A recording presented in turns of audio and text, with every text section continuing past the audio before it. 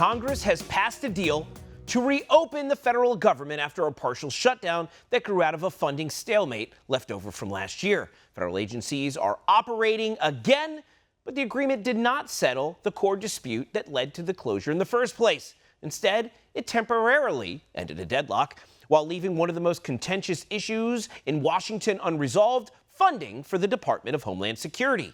This move came as Democrat lawmakers and allied activist groups were escalating political and public attacks against ICE operations, turning border enforcement into political leverage. After the Senate acted over the weekend, we will now have 11 of 12 separate appropriations bills approved by both chambers. Because they modified our package, they've sent it over a little differently, which means we've got to address the bills again. So they're going to separate the Department of Homeland Security bill.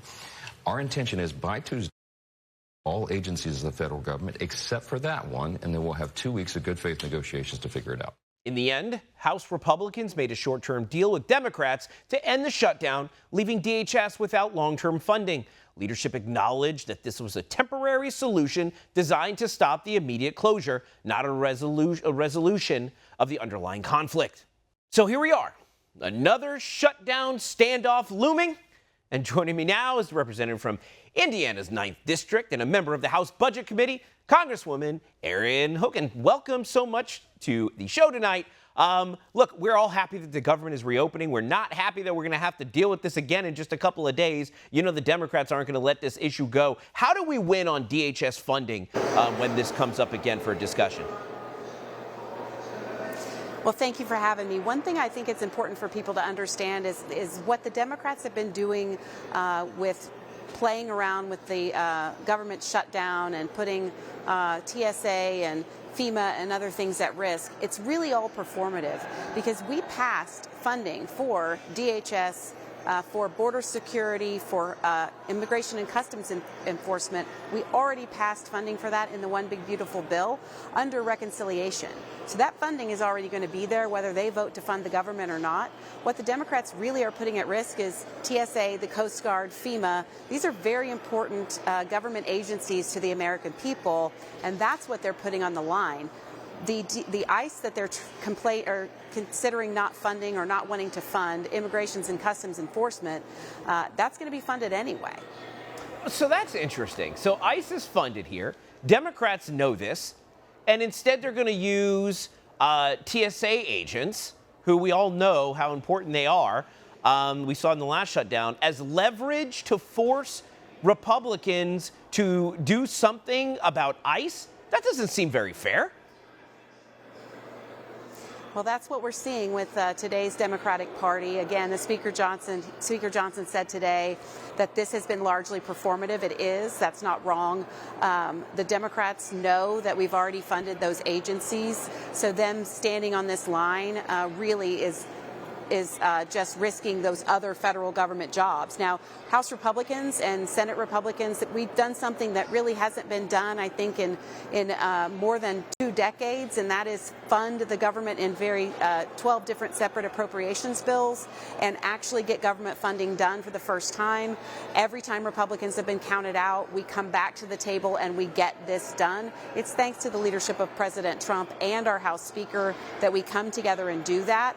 We will have these same conversations in 2 weeks. The Commander-in-Chief has suggested that he wants more time to negotiate with Chuck Schumer, so we're absolutely going to give him that time to negotiate, and then in 2 weeks we'll revisit this. But it's important to note that that funding has already been put in place for the agencies that the Democrats are claiming they want to not fund.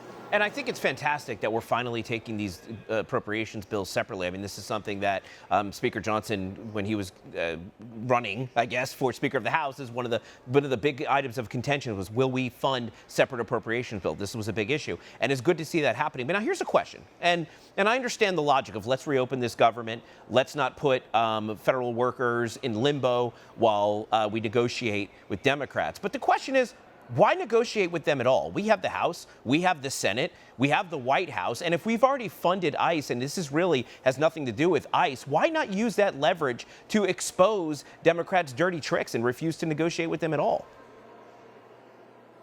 Well, we still don't have a filibuster-proof majority in the Senate. So even though we do have the House by a one-vote margin, essentially, we don't have a filibuster-proof majority in the Senate. We need 60 votes there, and we are about 7 votes shy of having that filibuster-proof majority in the Senate, which means we do have to have some Democrats come on board with us. And some of these demands were from that group of Democrats in the Senate that supported the appropriations process along the way. And it was their recommendation to send the bills back as they were. At the end of the day, we do have to work with some of the Democrats in the Senate, but we can stand firm and get what we can done. And ultimately, we may end up doing Department of Homeland Security funding in another reconciliation bill. And in reconciliation, it only requires a simple majority in the Senate. So we do still have negotiation tools at our fingertips. We can always go back to another reconciliation bill if we want to deal with DHS funding and not have to work with the Democrats. But until then, we do need their votes in the Senate to get it done. Well, look, I have no issue with bipartisanship, and Republicans can lead the way in that as well and say, look, we can reach across the aisle and make deals where that's important, and maybe that'll get us some goodwill going forward, even though Democrats haven't showed us that same courtesy. But it's never a bad time to start trying, right? Congresswoman, thank you so much for being here, and thank you for all the hard work you're doing keeping this government open.